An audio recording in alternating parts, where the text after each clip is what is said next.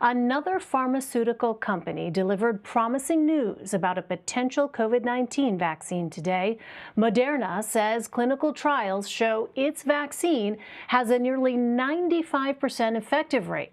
A week ago, competitor Pfizer announced early data found its vaccine to be 90% effective. Questions about approval, production, and distribution remain for both. Earlier today, our Nikole Killion asked President-elect Joe Biden about whether or not he would get the vaccine if it's authorized by the FDA in the next few weeks. If the FDA gives emergency authorization to the Pfizer or Moderna vaccine in the coming weeks, will you get vaccinated? And if you're hesitant, why should any American have confidence in the vaccine? Well, first of all, we'll see if that comes forward. And secondly, it's important that people who are in the greatest need get it. I wouldn't hesitate to get the vaccine. But I also want to set an example. But I wouldn't hesitate to get the vaccine if, in fact, Dr. Fauci and these two organizations, whether it's Moderna or Pfizer, who have been extremely responsible, conclude that it is safe and able to be done. Look, the only reason people question the vaccine now is because of Donald Trump. That's the reason why people are questioning the vaccine. The U.S. is dealing with a record number of infections nationwide. In less than a week, the country saw around 1 million new cases. That brings the national total above 11 million, with almost every state reporting an increase. Let's bring in our panel: Nikole Killion, Caitlin Huey-Burns, Nancy Cordes, and Tina Nguyen. Nikole is a CBS News correspondent following President-elect Biden in Delaware. Caitlin is a CBSN political reporter. Nancy is CBS News chief congressional correspondent, and Tina is a White House reporter for Politico. Welcome to all of you. A lot to get to. Nikole, let me start with you. We know, according to the exit polls, the economy was the most important issue to voters. How did the president-elect address that today?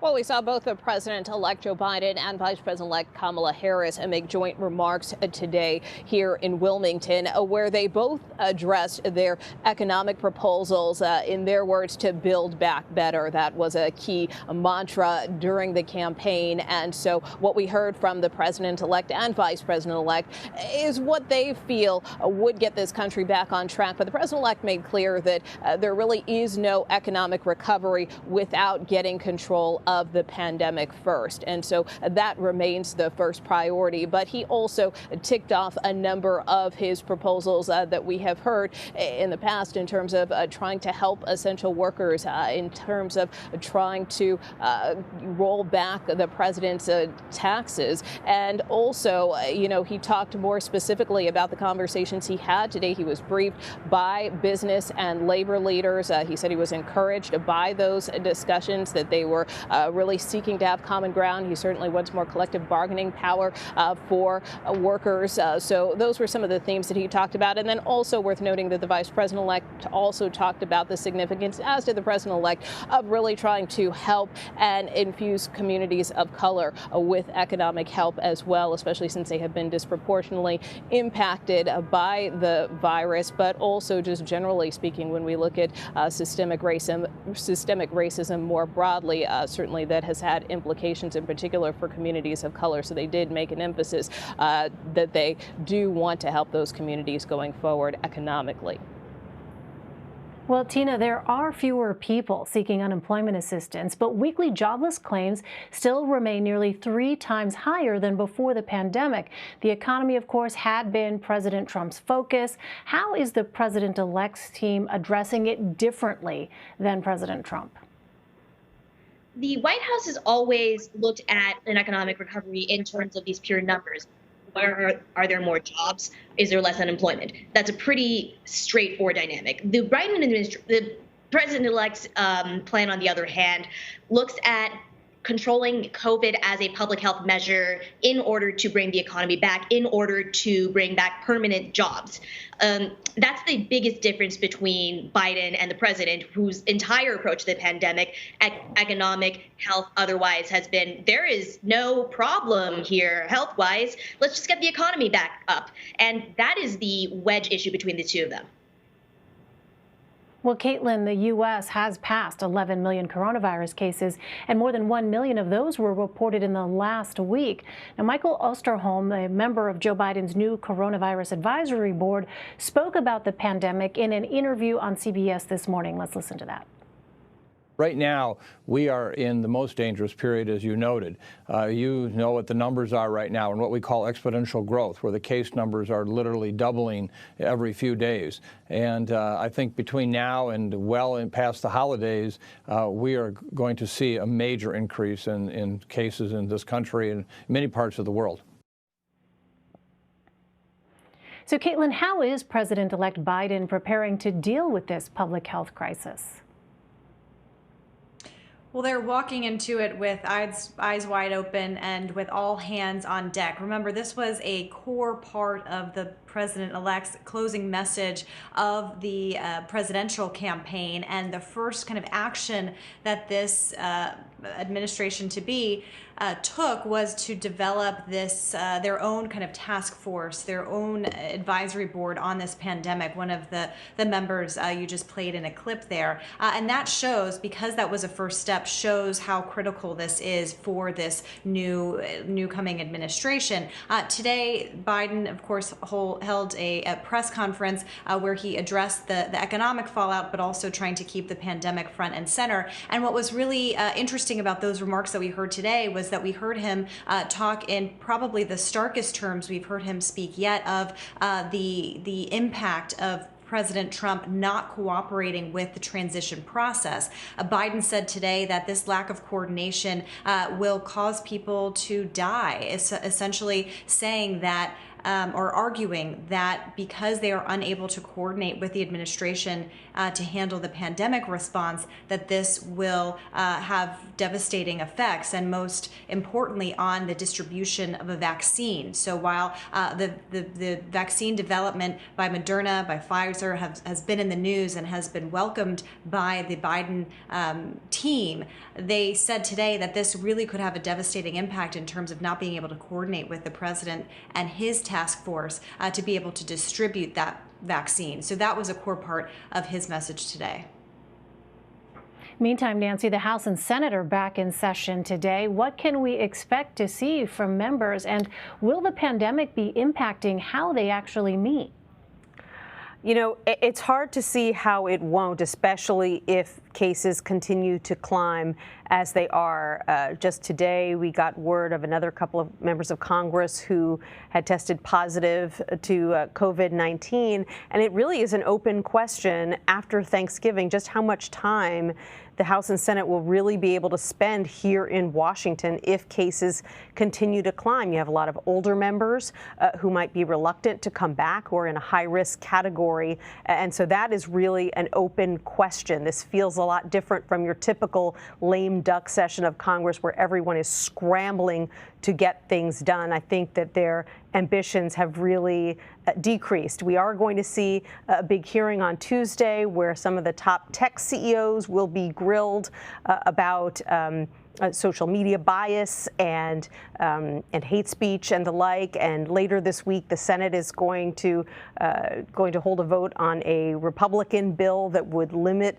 liability protections for some of those big social media giants.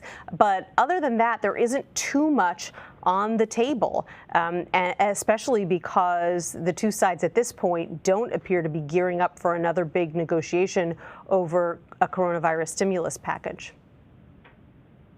Well, Nikole, let me ask you, why has the GSA not issued what's called a letter of ascertainment yet? GSA stands for General Services Administration, but this letter plays a major role in the transition.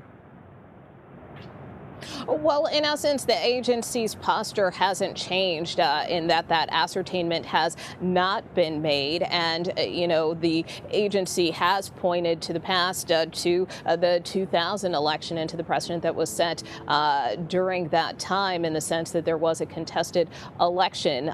So that being said, they have not made the determination yet, but one senior administration official did tell me that GSA does not prohibit classified briefings, that they are not involved, for instance, in blocking that they really don't play a role in that. That was one administration's officials' take to me. So while certainly there has been a lot of concern that the president-elect hasn't been able to get some of these briefings, the GSA argues, this official in particular argues that, their role shouldn't inhibit that. Of course, it does inhibit and prevent the transition team from participating in any way with federal agencies, from being able to even get information. For instance, one point that's been raised is vaccine distribution by the Biden team. They certainly would like to get more information on that front, and they can't from HHS. They can't from the president's coronavirus task force because, again, that letter of ascertainment hasn't happened. And as far as the presidential daily briefing, that is something, too, that the president-elect hasn't been privy to, which again extends beyond the purview of GSA, according to this official. So that is their position. Unclear exactly when they may make that determination. Certainly safe to say they continue to watch the situation and monitor the situation. But again, no timetable at this point as to when they might issue a ruling here. All right, Nikole Killion, I know you have to get going. Thank you so much for joining us. Let me turn to you, Tina. Nancy touched on this a moment ago. Over the weekend, the president called on Congress to pass an economic stimulus package for the pandemic. Is the White House planning any moves on that? It's unclear to say whether they're going to push any more forward on this. The White House has far more, pressing things, according to Trump, to focus on, primarily whether he won the election, whether there was voter fraud. Maybe that's not, the most pressing thing to the country, but to this White House, there is more at stake for his own legacy than there is for, the country as a whole or the stimulus package. Most of this weekend, he spent tweeting about the Million MAGA march that took place outside of outside of the White House, which had maybe several thousand pure MAGA supporters on the street. Most of the time he was tweeting about quote unquote Antifa scum rioting on the streets. Maybe he will occasionally make nods towards a stimulus plan. Maybe that's a general good thing for him. But in terms of the brain space it's taking up for him right now, I don't really know how hard he's going to push on that.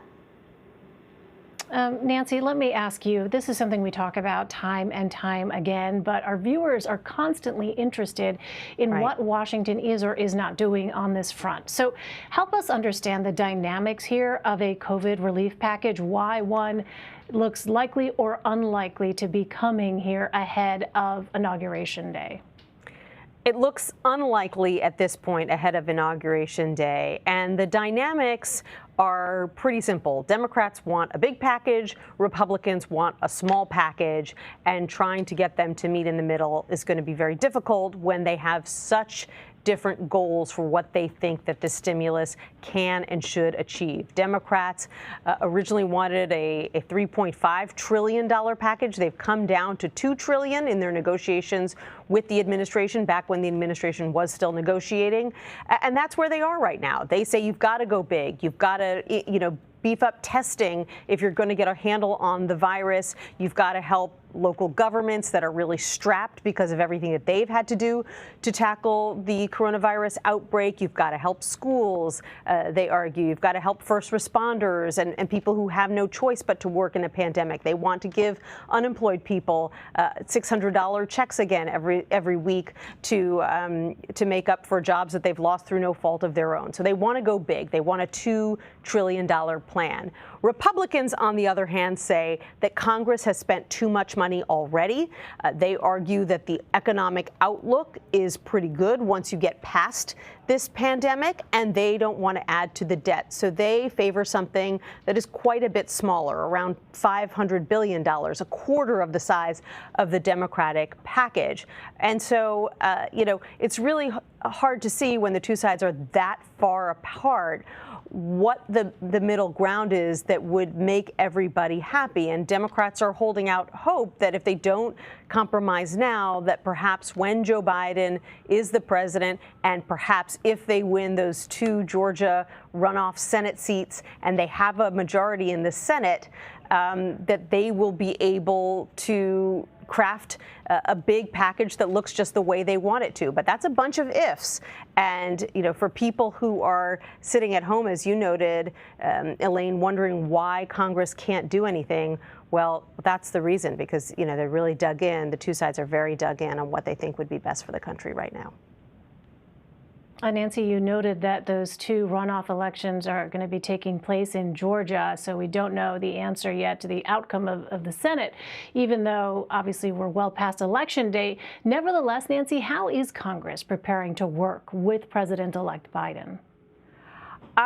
They really aren't. At least Republicans aren't, because most of them still aren't acknowledging that he is, in fact, the president-elect. They're also waiting to see if they're going to be in control of the Senate or not, which would have a huge impact on how Republicans interact with this new president, if they are in the majority or in the minority. Democrats, on the other hand, they're having meetings with the president-elect and his entire transition team. We know he's spoken repeatedly to House Speaker Nancy Pelosi, to the Democratic leader in the Senate, Chuck Schumer.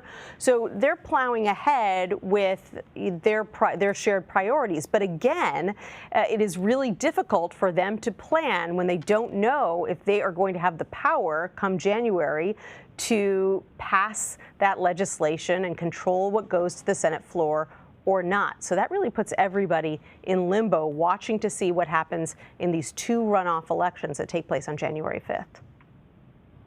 All right. Meanwhile, Caitlin, more and more cities and states are increasing restrictions because of this concerning rise in COVID cases. Remind us, where do both the current administration and President-elect Biden stand on this issue of mandatory lockdowns?